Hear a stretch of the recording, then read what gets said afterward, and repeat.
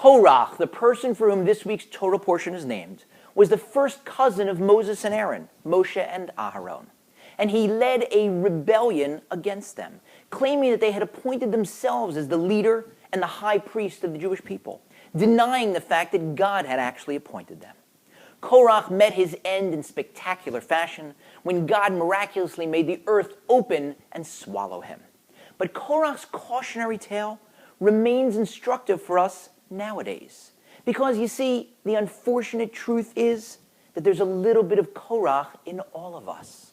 We tend to compare ourselves to the other guy, to relatives, to friends, to people in the news, and sometimes we start asking ourselves a dangerous question. Wait a minute, aren't I more talented than that guy?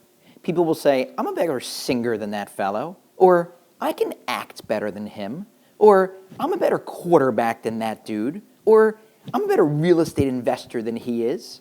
And so why is that person wealthier, or more powerful, or more famous, or more popular than I am? That's not fair. And when we start thinking that way, we drive ourselves away from the world. The earth opens and swallows us. We drive ourselves crazy or drive ourselves to despair. And that's why our sages tell us that if you run after honor, if you pursue it, honor runs away from you. But if you run away from honor, then honor chases you.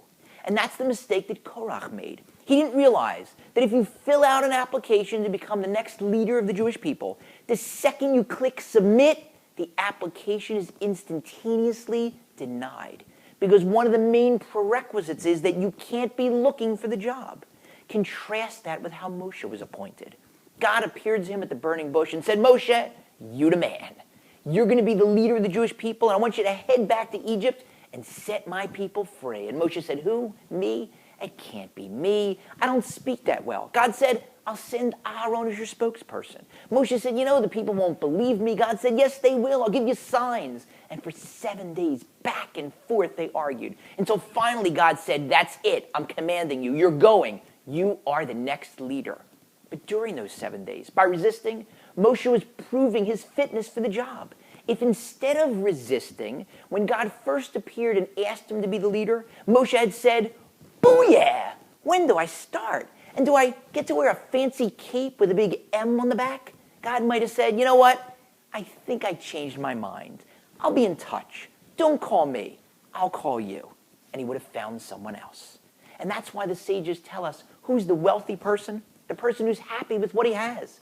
God asks us to use the talents that he's given us, to put in a full day's work, a hard day's work, an honest day's work, working at our jobs and working on ourselves, glorifying his name in the world by observing his precepts. But then at the end of that good, long, hard, honest day of work at our jobs and on ourselves, God makes the decision how successful or wealthy or powerful or popular or famous we'll be.